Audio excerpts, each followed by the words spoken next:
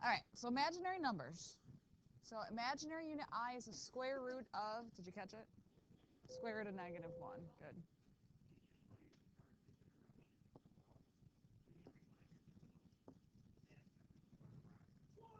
Okay, so imaginary unit I is the square root of negative 1, or I equals the square root of negative 1. So any guess what I squared is equal to then? Try again. Negative 1. Right? So if I equals the square root of negative 1, if you would square it, what happens to a square and a square root? They just cancel out. So I squared equals negative 1. If you go into like pre-calc, you'll talk a lot more about the i's, I squared, I cubed, I to the fourth, all of those type of things. All right. So simplify the expression, the square root of negative 12. So normally, if I just asked you for the square root of 12, what would be the first thing you would do with that? You would do a factor tree. But since I have a negative under here, if you grab your calculator and type in square root of negative 12, what's going to happen? There's an error. It doesn't like that, right? You can't do it. Because think about what it's really asking. If I ask you what's the square root of 25? 5, right? Because 5 times 5 equals 25. So not only 5 is the square root, but what else is? Negative 5, because negative 5 times negative 5 is still 25. So if you're asking for the negative underneath a radical, what number times itself equals negative 12? Nothing, because two negatives make, and two positives make positive. So you can't ever get a negative number. So really, the first thing we're doing is separating off that negative 1 in our factor tree. I can split that off to the side, because what is then the square root of negative 1? What did we just learn? I. Thanks, Noah. It's I. So now we'll just go ahead and continue like we normally would. This is 4 and 3, 2 and 2. So what does this give you here?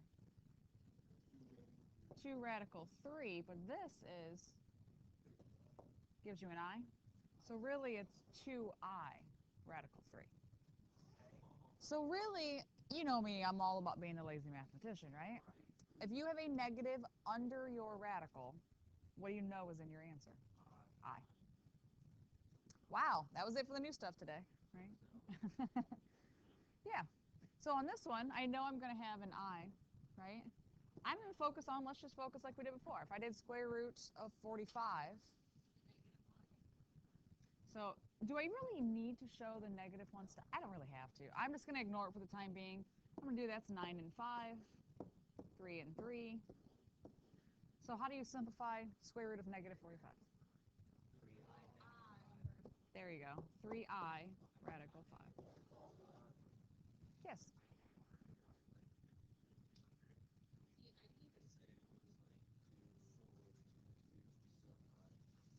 Yes. Yep, and the I would still be left. Yep.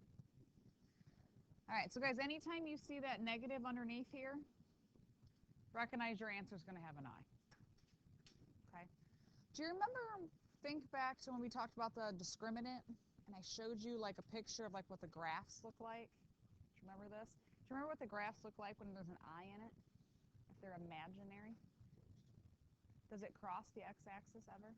No, it doesn't. Okay. And we'll really talk a lot more about this in chapter 5. So this really comes into play in chapter 5. Yeah.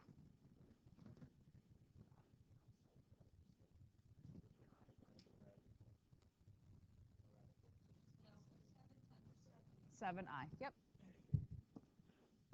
Now, the first thing Damon said was I7. Technically, is that wrong? No, it's not wrong. It's like you saying X7 or 7X.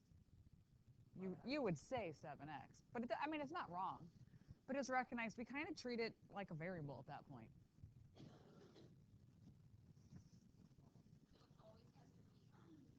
If there's a negative under your radical, you're going to have an I. Yep. There's no I. So, yeah, then it's just like a normal problem you've been working on. Part of it. That's the new stuff. But can we apply it in everything that we've learned? Here, we're not gonna do all of these notes today. Let's hop, skip, and jump a little bit. So let's look at number 7. -2 plus radical -20. Are those like terms I can put together? No. But can you clean up that radical? Yeah. So we'll clean this up. So 4 and 5. 2 and 2.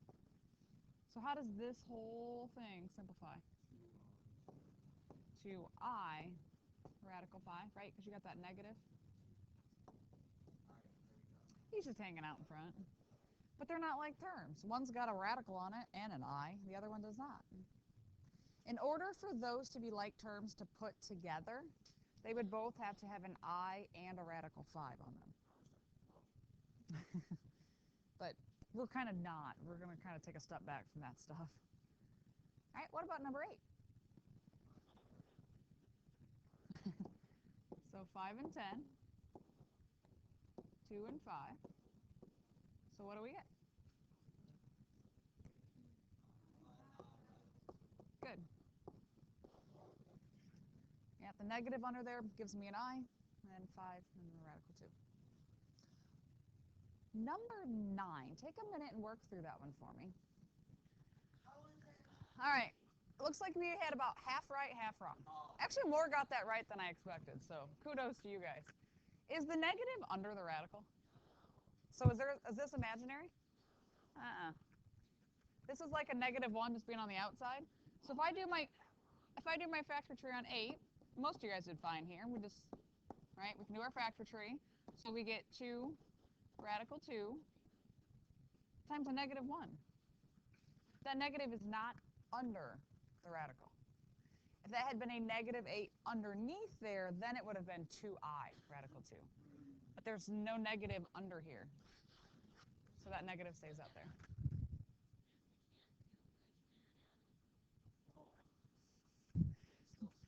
You can still simplify it. No, I'm not asking you, is it imaginary or not? I asked you to simplify it. -2 radical 2. It's just not imaginary. All right, let's do number 12. Is it imaginary or not? Yes, because the negative is under the radical. Nah, I don't use a calculator. What do you multiply to get 72? What? 3 and 24? 24? 2 and 12? 12? 6?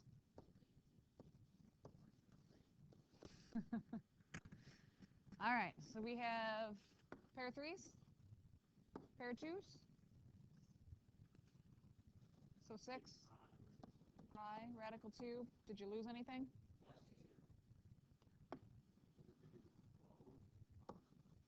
Yes. You get that number out front, that's going to turn that into 12I radical 2.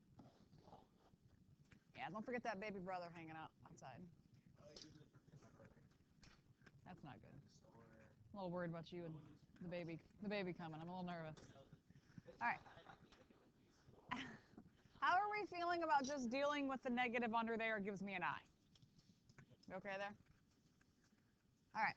So now we're going to look at, you have the 4 methods of solving, right? You guys worked on that on Friday. Do you think imaginaries ever show up when you're factoring? No. Think about when you're factoring. I'm not sticking square roots underneath when I'm factoring. I ain't doing any of that. So factoring will never have imaginaries. Okay? What about quadratic formula? Yeah, we definitely get negatives underneath the radical there. Completing the square? Because you take the square root of both sides, there could easily be a negative under there. And square root method? Square root method, yeah. It's going to show up there. So you can see imaginaries in 3 of your 4 methods. So factoring is the only one that doesn't seem to show up in. Okay? All right, so let's practice a couple. And again, we don't have to do all these problems on here if we're good. I'll just let you guys move on. So solve each equation using the quadratic formula. Please read directions, okay? Quadratic formula. So let's look at number 1. Is this one that we said equal to 0 or no? Yes, quadratic formula we said equal to 0. Already is. Yeah, we have to make sure it's set equal to 0. That's already there. It's good for us. All right, so what's your A value? B, C. Good. So we'll plug our numbers in. X equals negative B, be negative 8, plus or minus square root B squared. Don't forget your parentheses on stuff. Minus 4 times A times C all over 2 times A. Good, because you have to. All right, so we have all of that. Let's clean up underneath the radical. Negative 8 plus or minus radical. You guys tell me what we get under there. Negative 36 all over 10. All right, so will I have an imaginary answer? Yes, because you have the negative underneath. Square root of 36? 6. So we get 8 plus or minus 6i over 10. Can I divide all three numbers, even though there's an I on there? Yes. Yes, I can. Yeah. That's a good question. I don't know. I lost it. Thank you. Thank you. I lost him. So yeah, all three of these can be divided by 2.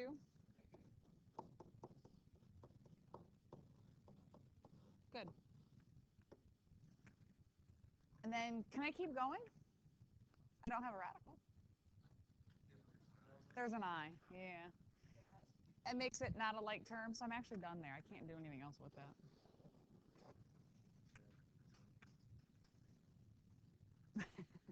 Let's actually flip to the next page. Well, the next slide on mine. The next section on your paper. They're numbered. Let's do number 4. Number 4. Why don't you guys try it on your own first? All right, let's take a look at number 4. What's the first thing you had to do on number 4? Move stuff over. We got set equal to 0. So we had to subtract the 3 and add the 7x. And some of you freaked out because of the numbers here. Hey, guys.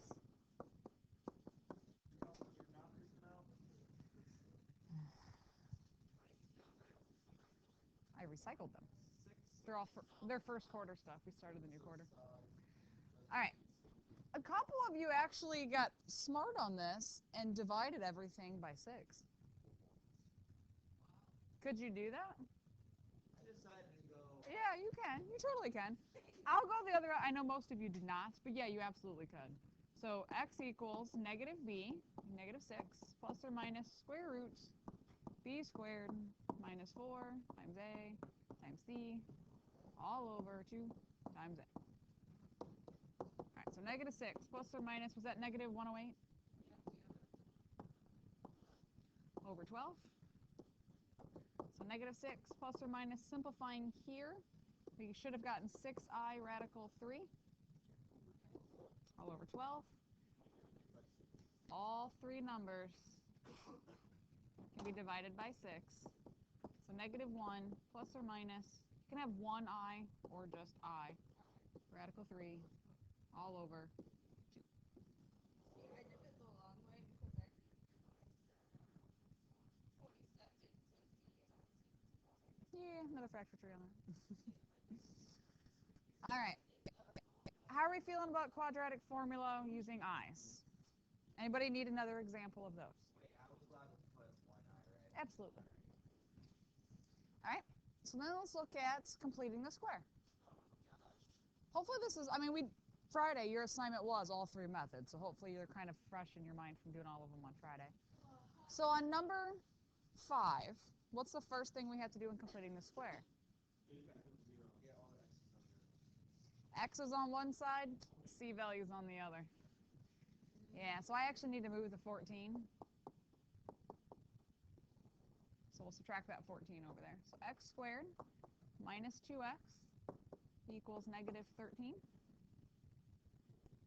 All right, divide by a. No, I don't have to. And then what's the next step? The b over 2. So 2 over 2 is 1. 1 squared, 1. So we add 1 to both sides. Got that.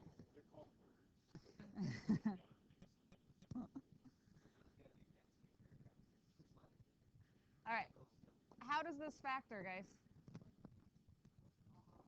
X minus 1.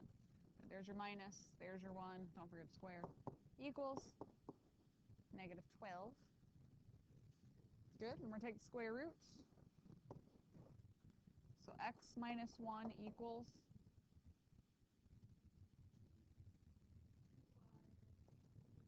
2i radical 3, and don't forget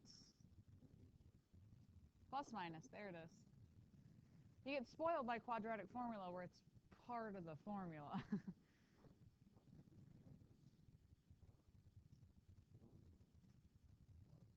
That's one option. I could have taught you imaginaries first and then just kind of incorporated them all the way through. But it's also a nice thing to go back and refresh your memory on all these methods because your test is Friday. That way they're back in your head again. Yeah. Pretty much.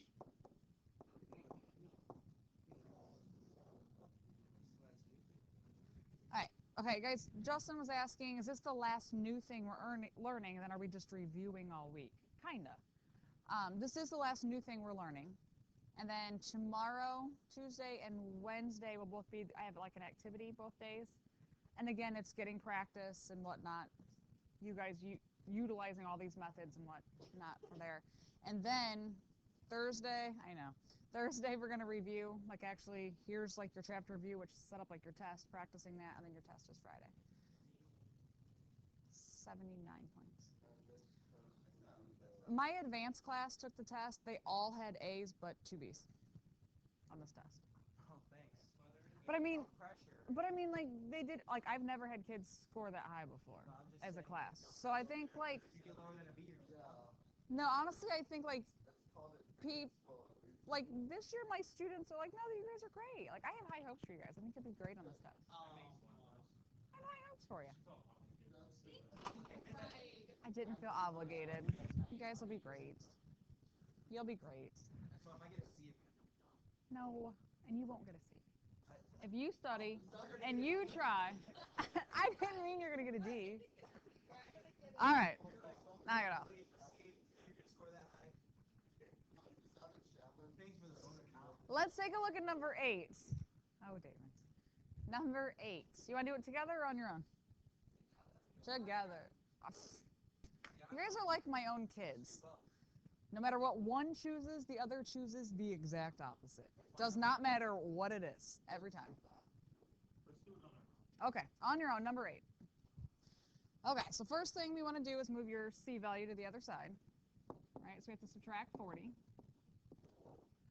So 2x squared plus 10x equals negative 38. Divide by A. So I have to divide everything by 2. Okay. So plus 5x equals negative 19. Now we're at our B over 2. So our B value is 5 divided by 2. Doesn't divide. Squared. Good. So you're going to add 25 over 4 to both sides. Hold on. Are we okay to there? Alright, so this will become x plus 5 over 2 squared. Most people grab a calculator and type that in. If you're not, or where is it coming from? You'd have to have common negative 19. You'd have to put this in parentheses if you're typing it in that one. Okay. So what is it? Is it negative 51 over 4, you said? Alright, then what? Do you want me to show you how to do it by hand? That's because I thought he needed it. If you want to, yeah, you need this to have a common denominator of 4. So you'd have to, right now it's over 1. Multiply by 4, multiply by 4. What's that, 70? It's not 76. 9 times 4. Yeah, it is. My bad. You were right. And then negative 76 plus 25 is negative 51. That's where that came from. Then we take the square root, top, bottom. So x plus 5 over 2 equals plus or minus. What happens here? I. Can 51 give me any? Nothing? Square root of 4. And then move this to the other side. So negative 5 over 2 plus or minus I radical 51 over 2. But I mean, for the most part, is that you just got lost maybe in like one step or something. It's not that you don't know how, right? Always put them in parentheses on that. And you know where the math button is to change them? You can change them to fractions. All right, and the last part is solving by your square root method. Yay, square root method. All right, so finding square roots. If we look at number 9, what's the first thing we do with square root method? Technically, I get the x's on one side and the number on the other, right? In a minute. Yeah, in just a second we will. All right, so we're going to subtract 19.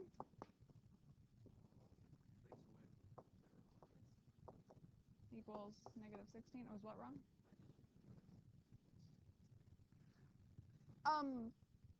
Technically, you're right. Usually people don't normally explain it that way. You isolate your x squared. But you're technically right, because what term has to be missing to use this method? Your bx term. So when you say x's to one side, yeah, just the x squared to one side. So technically you're right. I'm sorry. And then we'll divide by 3. So x squared equals negative 16 over 3. Then what? Square root. Top and bottom separate. So plus or minus square root of negative 16. 4i. Good. Radical 3, nothing happens with that. But she is right. I can't leave the radical in the bottom. So we multiply top and bottom. So plus or minus, what's 4i times radical 3? You guys are smart. Radical 3 times radical 3 is 3. We're done. Oh, Noah. All right. Number 12. All right, so you want to get the squared part by itself. In this case, your squared part is a whole group. Okay? So I want to get this by itself. So we have to subtract 13. So x minus 3 squared equals negative 9. This looks just like when you're doing completing the square. Yeah, now you got to take the square root. X. Good, that becomes your 3i. Move this over. So positive 3 plus or minus 3i. Are these like terms? No. I'm done. Good job, guys. Way to be there for each other. Oh. Who's Josh? Who's Josh?